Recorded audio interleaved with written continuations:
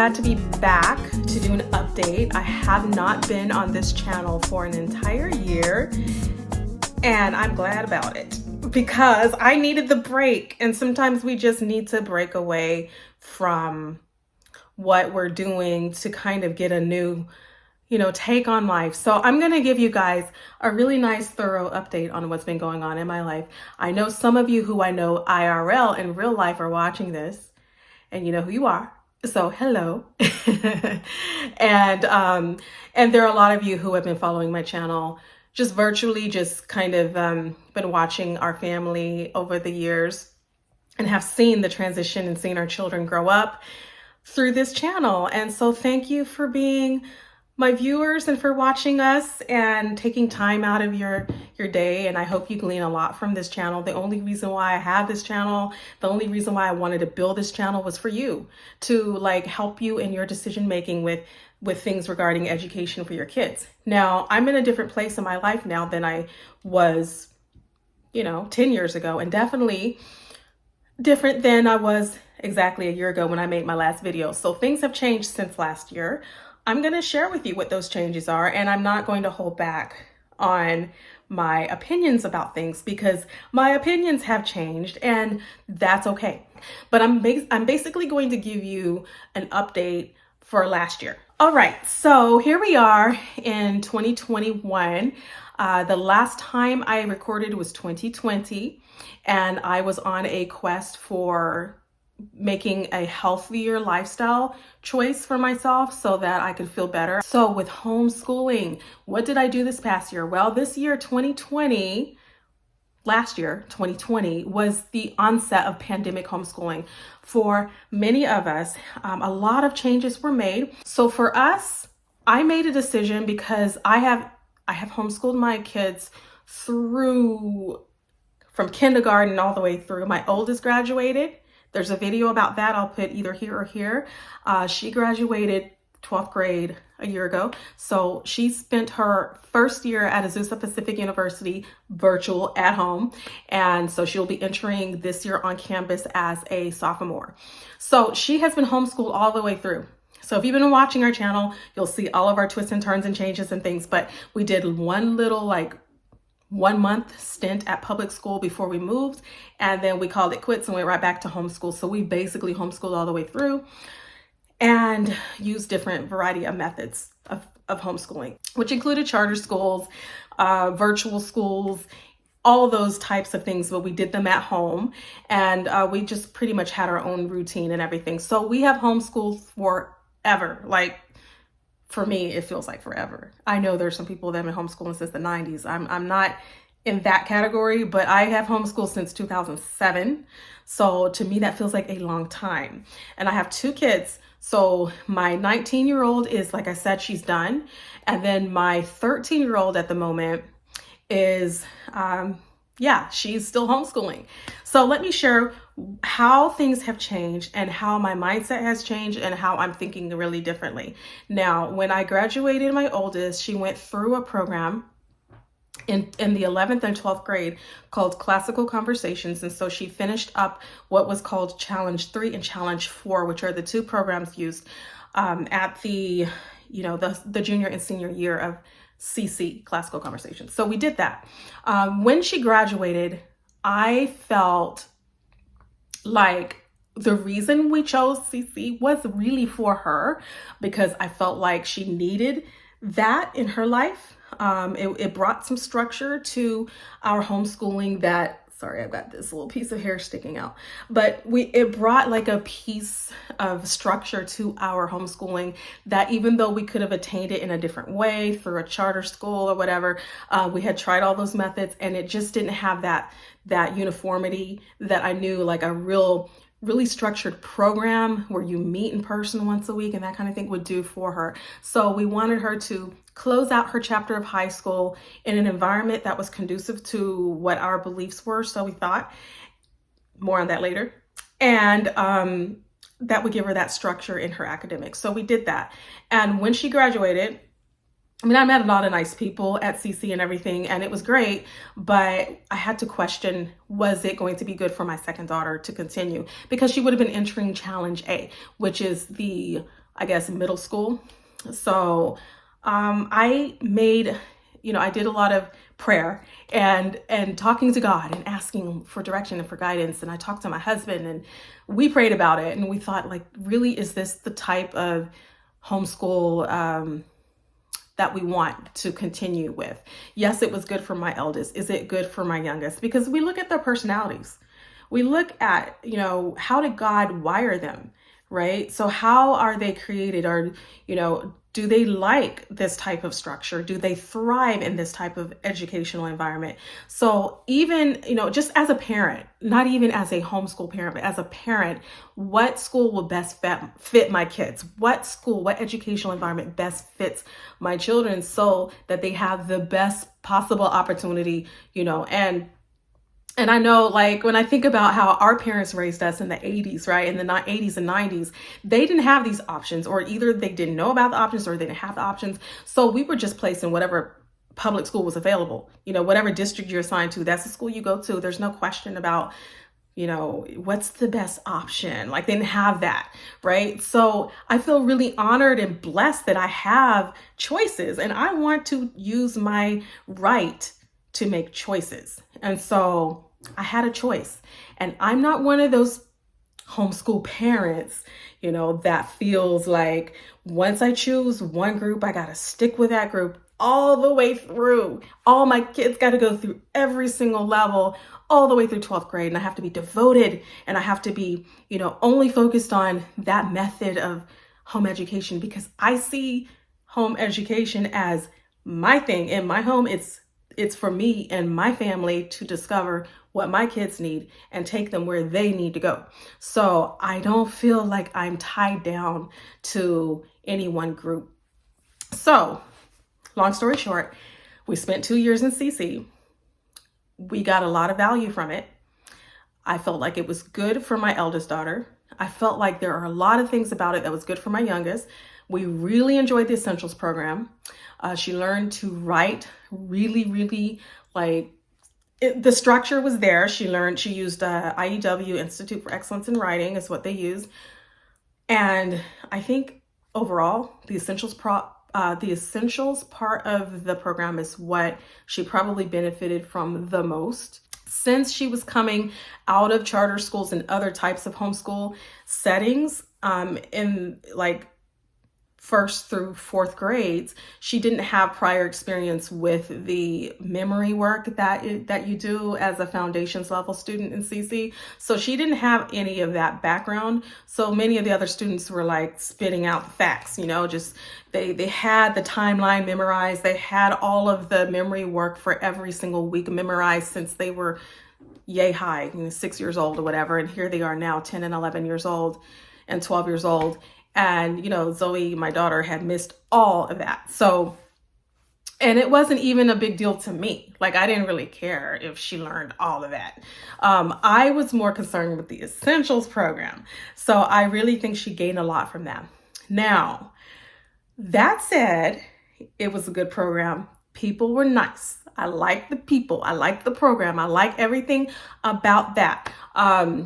But I started running into some issues I was having with that I couldn't resolve. Like, how do I say this? So there was a lot of my needing to insert our family identity into the curriculum that they were practicing and being exposed to at every week, and that we were practicing and exposing our kids to at home. So you have the timeline cards, which I purchased because I was a tutor, and then you have all of the recommended readings and everything about classical schooling, including what we chose to do this past year, was very much, and I'm just going to say it, very Eurocentric. Okay. And it's quite obvious that I'm Black and that my kids are Black. And so we have a history and a culture, and it's rich and it's beautiful. And I want my kids to be exposed to that. And being out here where I'm located, it's been a little tricky to figure out how to find those resources for them. So I have videos that I'll post here or here that you can go to and see my recommendations for what I've used to like kind of integrate diversity into the classical homeschool method, which you would have to do anyway. I mean, whether you're Black or Asian or Hispanic, Latinx, whatever your culture is, like you're gonna have to figure out ways, if you're gonna use programs such as CC, you're gonna have to figure out ways to integrate your family values, your family traditions and heritage into the curriculum, because as they get older in the challenge levels, it's just not there. I don't see it. I mean, maybe I missed it because, like I said, we came in at challenge 3 and we skipped challenge B1 and 2. So I think there's like maybe one book that I saw that was focused on, I can't even remember who it was, but if I can remember the title of that book, I'll post it up, or a picture or something for you to see. But I think that may have been the only book that made reference to an African American. But anyway, I mean, that's beside the point. That didn't really actually, I knew that before I came to CC, of course. And that didn't like make me choose one way or the other about the program, because I always thought, no matter what I do, I'm going to integrate our values and our traditions into it, no matter what. You're going to find that everywhere.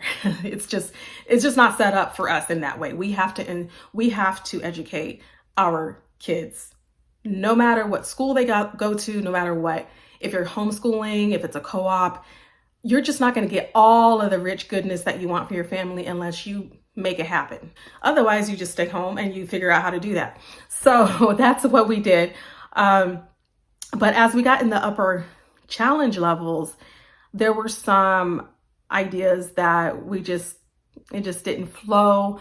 Some of the books they had chosen, the selections, there was one in particular that we really just did not like, and it's called The Patriot's Guide to His History, a Patriot's Guide. I'll put a picture.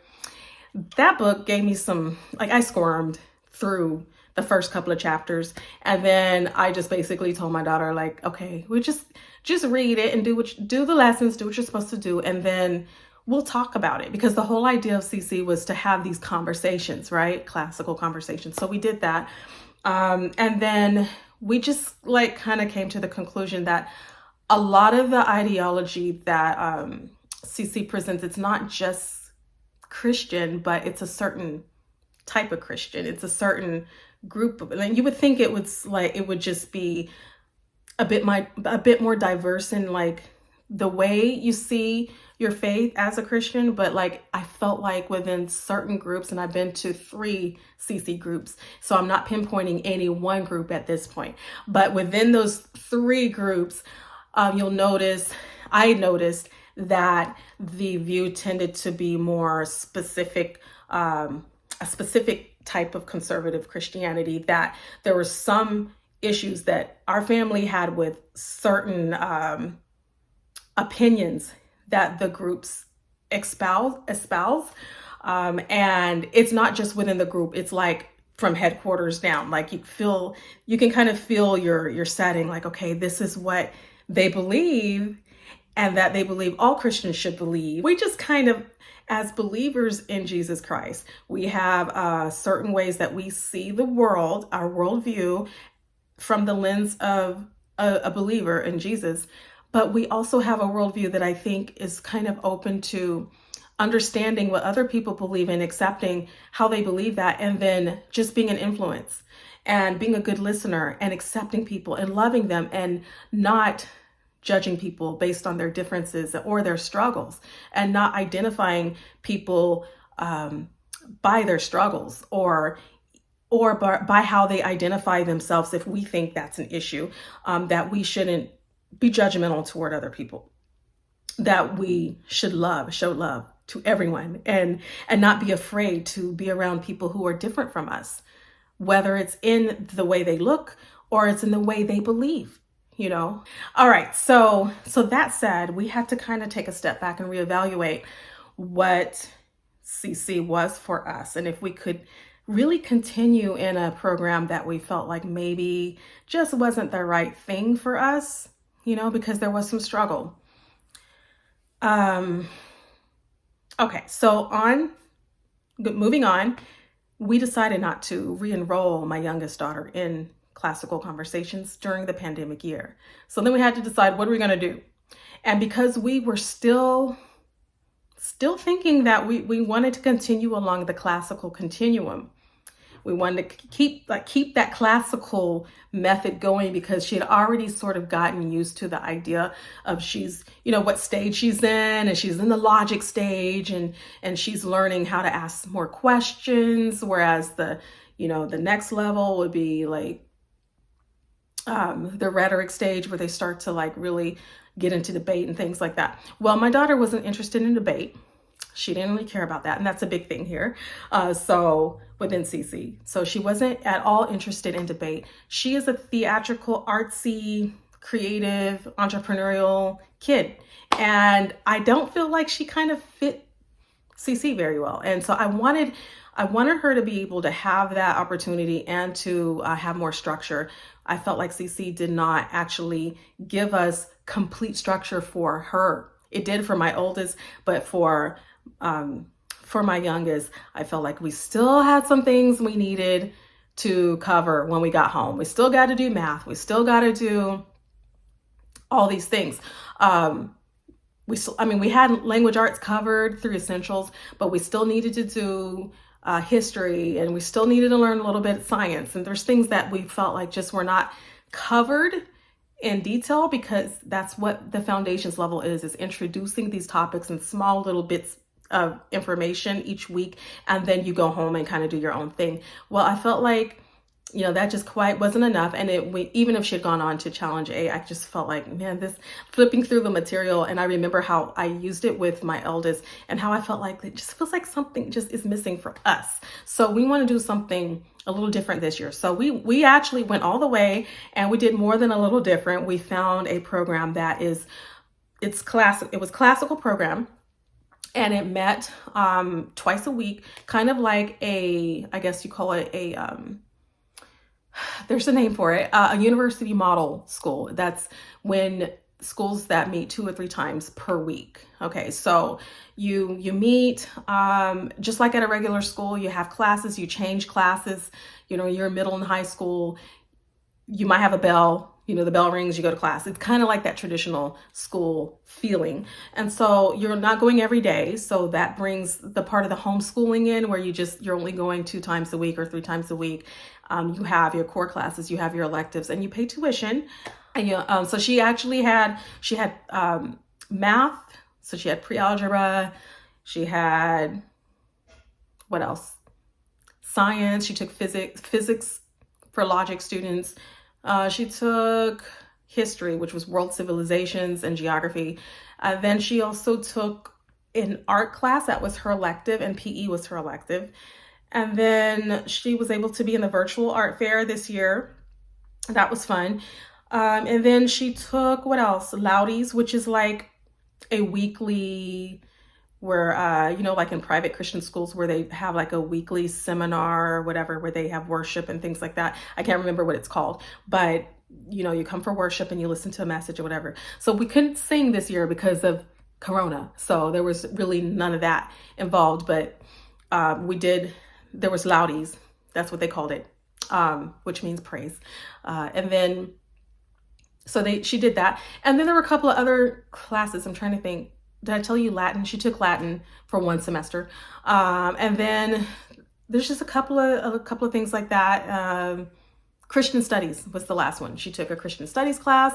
And so she had, initially she had 7 classes. We ended up dropping 2 of them and taking them home, like basically replacing it with home studies. So we dropped Latin after the first semester, replaced it with French, and then which she took at home, because they don't offer that at the school.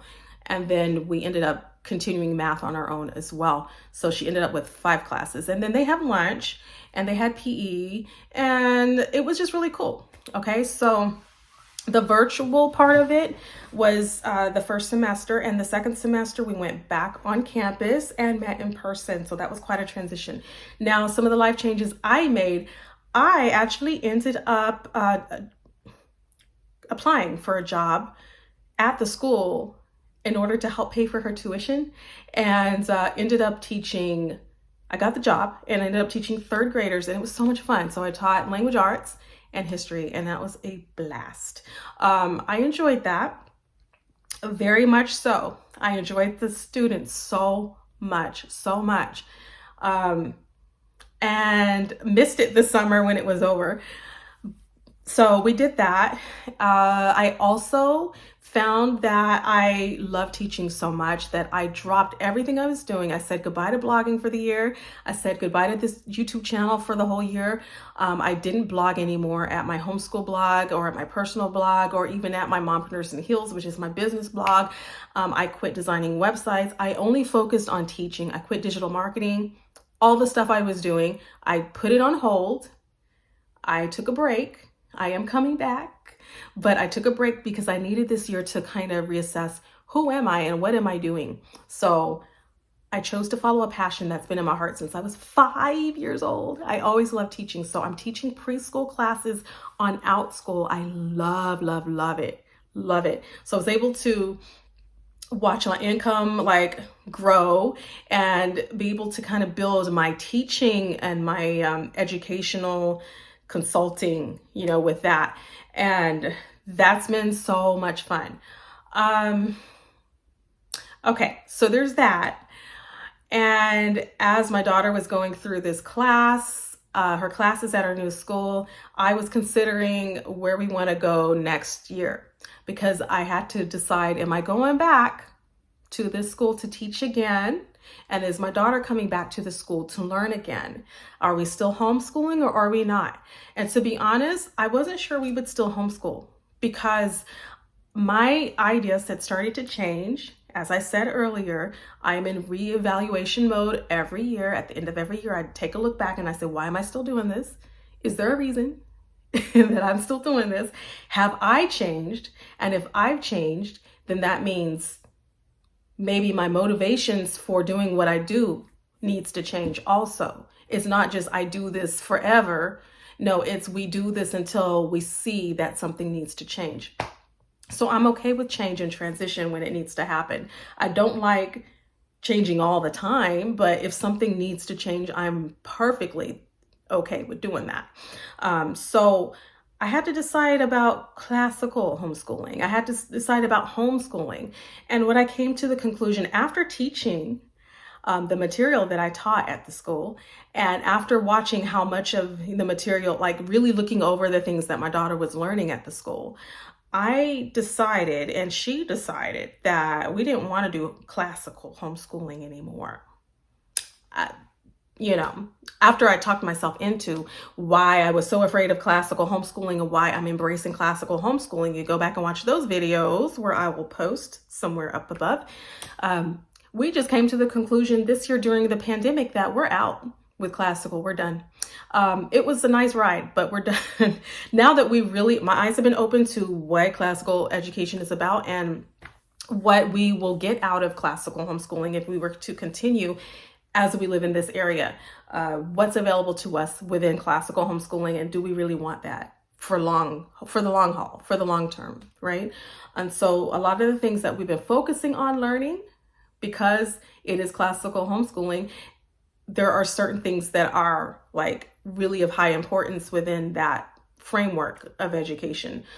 For example, the things that you read, that you're assigned to read as a student, would be very different in classical than it would be in a typical public school, or even a school that just didn't focus on classical, the works of classical artists or the works of,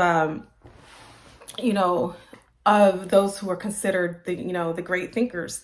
So you have Aristotle and Plato and Socrates and the people that are espoused as, the ones to emulate. Like, these are the good writers and these are the great thinkers and this is the great literature. But I feel like at the same time, as you can say they're great artists and great thinkers and great literature, there's so much that we're leaving behind. As a Black family, we can't do that because there's so many greats of African American descent that are not talked about. And that are not, it's just what it is. And that's important to us. So we had to make a decision if we want to give her an education that will give her a little bit more flexibility with like learning more about her history and her background and her peoples, that even if we can't find an educational model that's going to deliver that to us and we have to create that, we just knew that we couldn't continue with the classical framework through which Classical Conversations was offering us, and through which this particular classical collaborative co-op umbrella university model school we were attending would give us. Neither of those were going to be options for us in the future. And so I was so excited about working there, and I'm so grateful for having had the opportunity. But just looking back now, like, would I go back and do it again?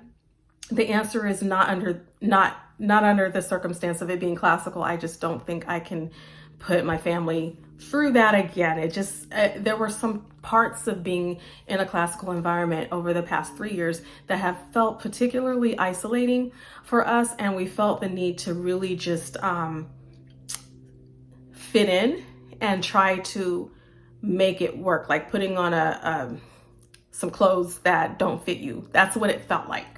Okay, so I know nothing is perfect, and we're never going to find that perfect educational model. We're just not going to find it. It's not out there. So either we create it or we get with the program, right? But that program, the one we were in, the ones we've been in the past couple of years, that doesn't work. So next year is going to look different, and we haven't completely decided what we're doing, but we know what we're not doing. So as we figure out what we're doing, we might share it this year. We might not. I'll ask my daughter if it's okay when that time comes. But for now, we are just going to ride the waves and see where the spirit takes us. And I will show you in the next video, because this one has gotten really long. So I'll show you in the next video what books she used in her school last year and what are some things we studied. I think a lot of the content was super good. I mean, it was valuable. It was like, when I say that I don't want to do classical, it's not because I don't think she got a good education. She got a superb education last year. It was good. Like, she learned so much, and she was able to articulate herself and to write great, essays. And she learned so much about the history of the world. I think world history and language arts were probably her strongest classes, and she had the best teacher for that. I think that she learned a lot in physics. That was a great class for her. The Christian studies, I think, was all right. I'm just not sure, because, we might have our differences in our tendencies with faith, but I think, like, at the very core of what the class was, it was okay. And then I think the culture of the school was really warm for her, and I think she felt accepted, and she's, like I said, she's a little different, right? All of our kids are going to come with their quirks and their different personalities. And I think that she's just herself, right? And she doesn't exactly need to fit in with everybody else. And so she was okay being herself, and how other people felt about that, I don't know. And it doesn't matter, because I love her for who she is. That's my daughter, right? I'm going to stand up for her. Then also, I feel that, she enjoyed the school. She enjoyed being there. So I never had to pull teeth when it came to getting her homework done. She was on top of things. It really helped with her strategies for learning how to learn and how to manage her time. She's gotten so good at time management. I would be in here teaching, because, like I said, I teach on OutSchool, and I've been tutoring kids and things like that, and also teaching for her school. So I'd be on the computer doing all this teaching, and I wouldn't have time to check in on her until after she was supposed to be up doing her work. So I could only trust that she was doing what she needed to be doing. And then I'd go out to grab a bite to eat, maybe around lunch, because a lot of times I just skip breakfast. So I'd go out around lunch, around 12, and she'd be out there doing her work at the counter, eating her breakfast, and listening to an audiobook, and answering the questions in her workbook, and just doing the things she's supposed to do for school. So I could trust that she would get it all done. She was submitting all of her homework assignments virtually without my assistance, and half the time didn't really ask for anything. Like, I never needed to like stand over her and say, you need to get this done, and let me check your work before you turn it in. Like, I really was very hands-off on a lot of things this year. And how I knew she was doing okay is the feedback she got from her teachers. So I would log in and look and see what they said, what their responses were. If she needed some type of help, I would let her know, like, I see what your teacher said, and maybe you need to work on this. But for the most part, like, her teachers were accepting her work and appreciated her work, made good comments on her work. And so she made good grades. She made straight A's the first semester. Second semester, I think she got a B. And then throughout the semester, you know, she got her grades and they were pretty good. And so she made honor roll, what I consider honor roll, you know, straight A's and B's. So she did really well this year at the school. But going back is going to be a no. She would have loved to have gone back, but it's going to be a no. Just because I don't think that's where our family's going. We already knew we weren't going to stay through high school. So she has this 1 year left of middle school. And then I had to decide, well, what are we going to do with this 1 year? We could go back, right? But there's another part to the story, and there's always a second part to the story. So I had to figure out about my level of comfortability there, and whether I felt stressed, you know, doing all the things that I'm trying to juggle. So the school was not cheap by any means, but it's also not on the pricier end what you would pay for a private school in this area. So it's definitely much cheaper than a private school, but at the same time, still pricey. So I had to reconsider whether I was willing to teach again at the school in order to pay her way through the school. And so all of that kind of came into play about whether we were going to go back or not. And the answer was no. But I do appreciate that opportunity, because teaching is a passion, and I actually love teaching, period. And I love the kids, and I'm like missing them already. So I'm already missing the students, because I probably won't ever see them again. So that's really sad. But again, I'm teaching on OutSchool, and I'm probably going to be announcing some new things that I'm working on. Probably, we'll see. So that's that. In the next video, I'm going to show you guys some of the books she used last year, and then you'll see kind of what our stuff looked like and how our school day looked. But I'll be back later for another video. Thanks for watching. Bye.